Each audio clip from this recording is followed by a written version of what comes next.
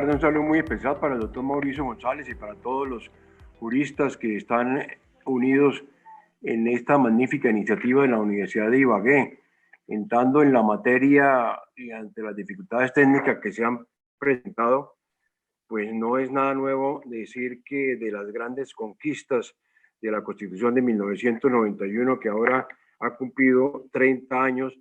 es la consagración de la acción de tutela que ha acercado al hombre y a la mujer del común, cualquiera sea su edad, su condición social, su raza, a la justicia, al Estado, para que sus derechos fundamentales sean respetados. Ciertamente esa acción de tutela ha constituido una herramienta extraordinaria, excelente, para preservar los derechos fundamentales del individuo, del común, del individuo que de otra manera no tendría forma de hacerse sentir, y la cantidad de derechos fundamentales que han sido negados tradicionalmente, pero que por la acción de tutela se recuperan, es notable. Uno de los puntos importantes de la evolución de la acción de tutela radica en que en principio se creía que al hablar de derechos fundamentales se estaba refiriendo solamente a la protección de los que bajo tal título de los derechos fundamentales se encuentra en el título segundo, capítulo primero de la Constitución, y que no podía extenderse a otros derechos no catalogados como fundamentales, como sea el caso del derecho a la salud, del derecho a la vivienda digna, que no están ubicados en el título segundo, capítulo primero, sino en el título segundo, capítulo segundo de la Constitución, bajo el rótulo de los derechos sociales, económicos y culturales. Sin eso, en principio, generó una serie de críticas cuando la Corte Constitucional empezó a dar salida al ser humano frente a los abusos, especialmente movidos por el interés pecuniario de las empresas prestadoras de servicios de salud, que negaban en forma prácticamente rutinaria, prácticamente insensible, el acceso a medicamentos, el acceso a procedimientos, el acceso a consultas con especialistas, diciendo que no estaban bajo la cobertura de la EPS. La Corte Constitucional empezó a proteger el derecho a la salud, primero denotando que estaba en conexidad con dos derechos fundamentalísimos, como es el derecho a la vida. Evidentemente, si la salud se va deteriorando, la vida se va agotando, y el derecho a la dignidad humana. Pero luego la Corte Constitucional fue evolucionando y encontró que la protección del derecho a la salud tenía que darse por sí misma, aunque estuviera ubicado como un derecho económico, social o cultural. La salud es fundamental, ello en aplicación del artículo 94 de la Constitución, que señala que no es por su ubicación dentro de un determinado catálogo que un derecho puede ser catalogado como fundamental, sino por el hecho de ser inherente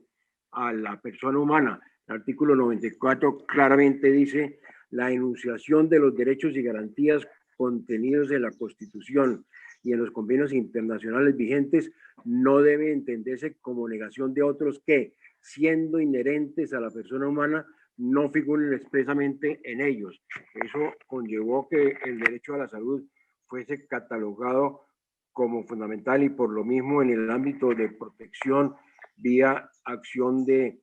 tutela, y ha sido tal vez entre los derechos así catalogados como fundamentales, aunque no estuvieran incluidos en el título segundo, capítulo primero, pero que tienen una inherencia inescindible con el ser humano. La protección al derecho a la salud ha sido muy abundante, muy bien lograda por la Corte Constitucional. Lo mismo ocurrió con el derecho a la vivienda digna, porque tampoco está el derecho a la vivienda digna catalogado como un derecho fundamental en el capítulo primero del título segundo de la Constitución, sino igualmente catalogada como un derecho económico, social o cultural. Sin embargo, la Corte Constitucional claramente dice que el ser humano debe estar protegido de las inclemencias del clima bajo un techo y debe estar protegida su intimidad con unas paredes que protejan la intimidad personal y la intimidad familiar. Es famoso el caso de protección del derecho a la vivienda digna en Molinos del Sur, una urbanización al suroriente de Bogotá. Lo pueden encontrar fácilmente simplemente colocando por Google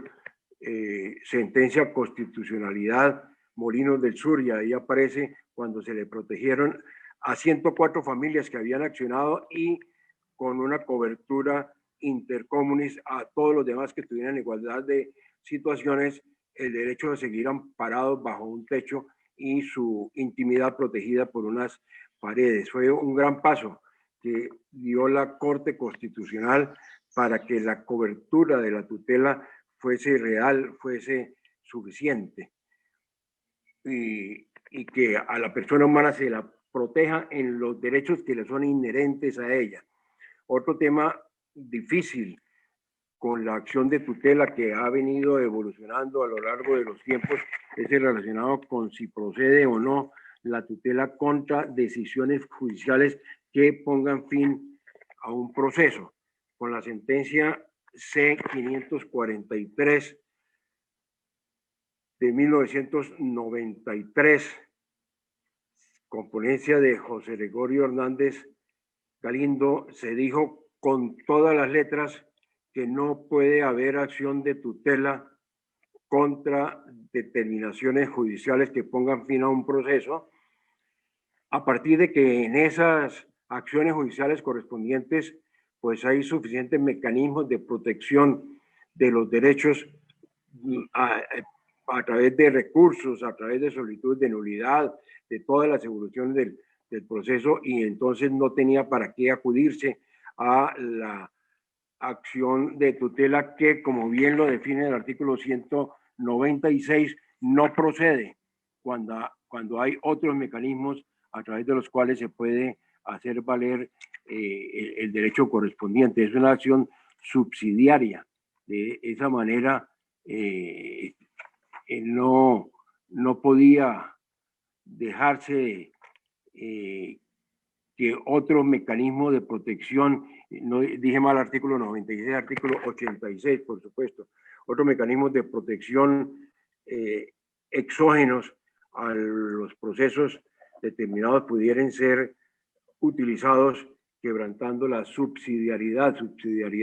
que está enunciada en el inciso tercero de ese artículo 86. Esta acción solo procederá cuando el afectado no disponga de otro medio de defensa judicial, salvo cuando se llegara a utilizar para solucionar un perjuicio irremediable. Y es un punto que, dicho sea de paso,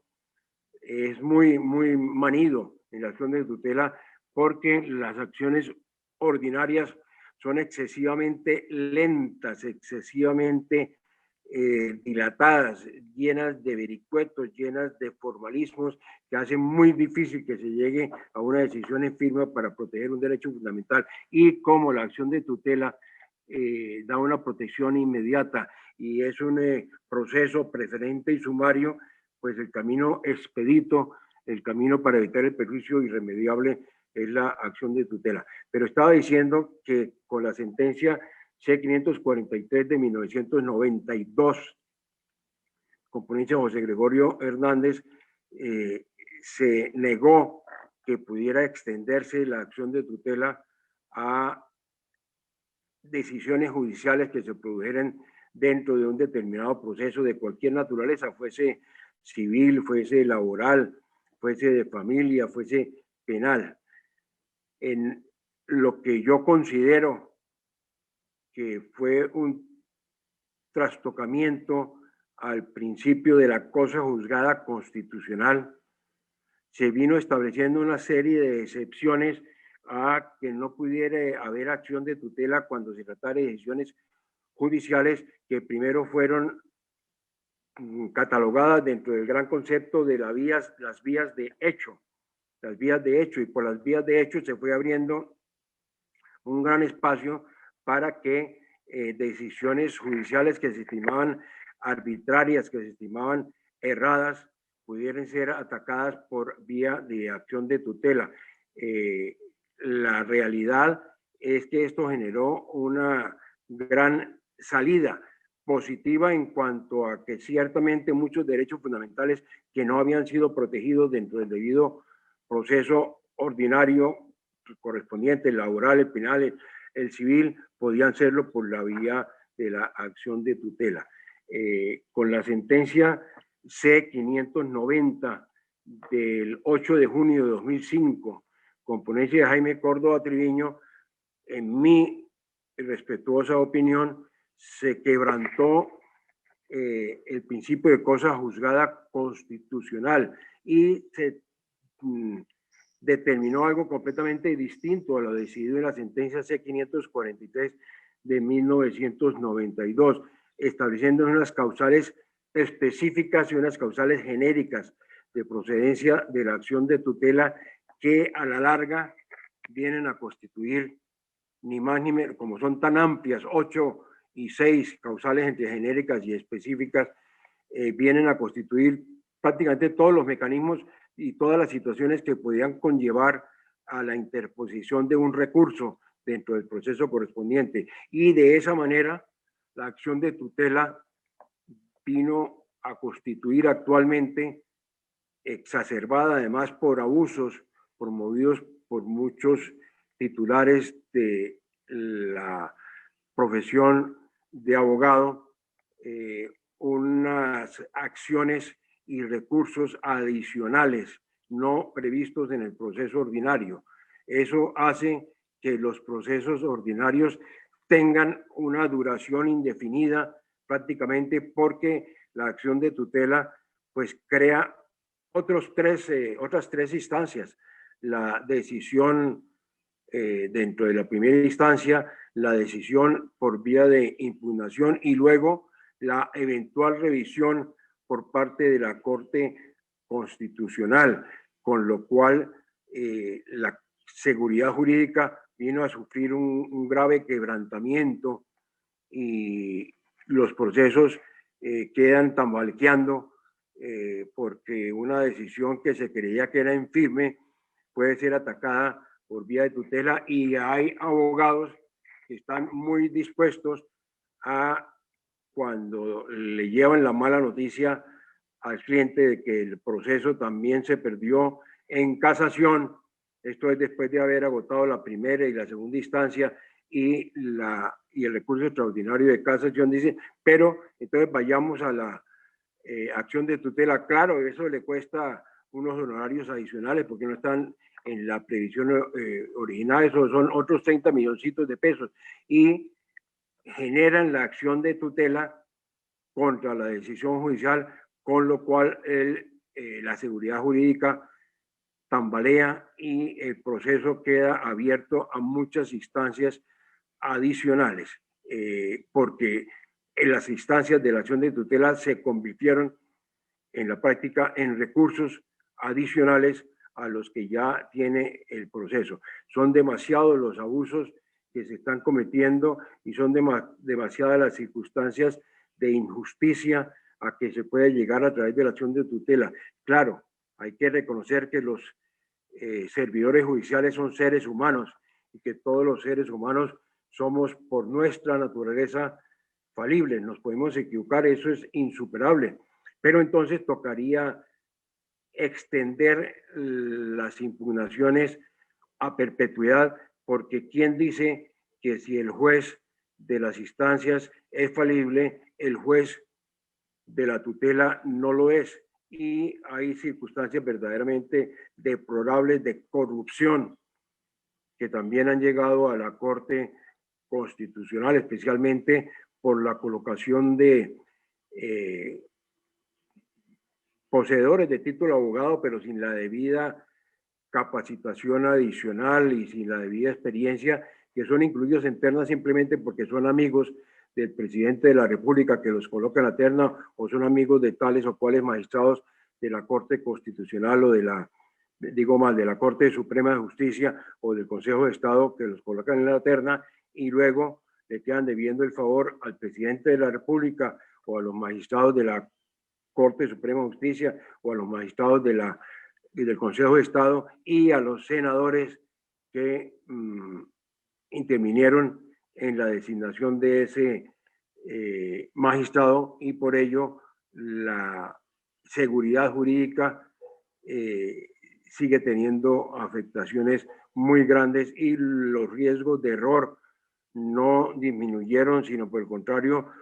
persisten. Y entonces tocaría establecer también acciones de tutela o algo similar contra las decisiones de tutela, pero la Corte Constitucional en la sentencia C-590 de 2005 que les vengo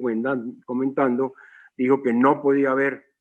acción de tutela contra decisiones de tutela. Si la acción de tutela frente a decisiones judiciales parte de la base de que se trata de corregir el error en que pudo incurrir un juez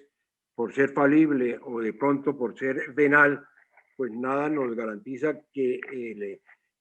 juez, cuando está actuando en tutela, o el magistrado de la Corte Constitucional, los integrantes de la sala de decisión, de revisión de la Corte Constitucional, no sean falibles o eventualmente no vayan a torcer la determinación que se haya de tomar. Es de recordar un caso donde la justicia ordinaria se condenó a un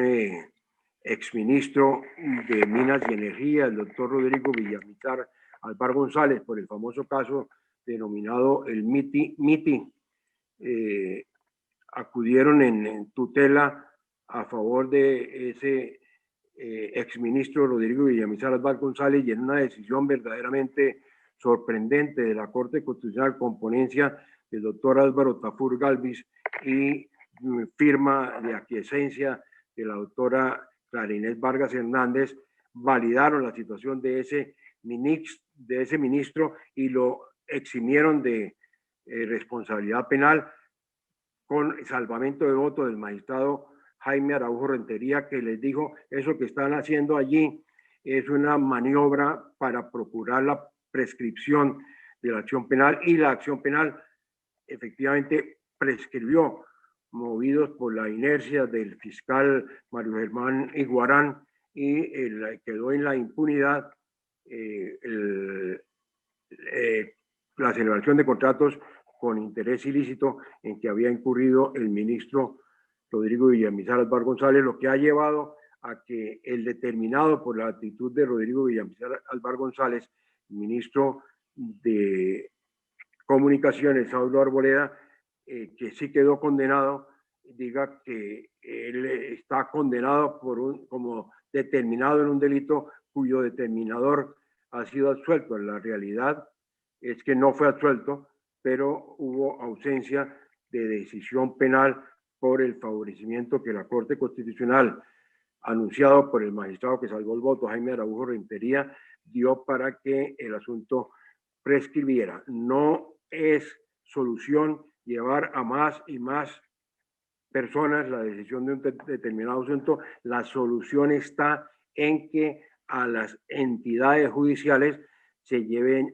personas que sean correctas, que sean comprobadamente honestas, que no tengan absolutamente ninguna mancha en su trayectoria profesional y que tengan el control por parte de los organismos disciplinarios y por parte de los organismos judiciales para el evento de que se llegare a consumar, por ejemplo, un peculado por acción o por omisión. No sé si quieren que me extienda un poco más en estos temas de la acción de tutela. Me recomendaron que fuera breve. Es mucho más lo que hay que exponer en torno a esta magnífica conquista de la Constitución, pero que por mala aplicación, por excesos, por abusos en su aplicabilidad, ha venido a generar problemas adicionales en contra de la eficacia y en contra de la probidad de la Administración de Justicia.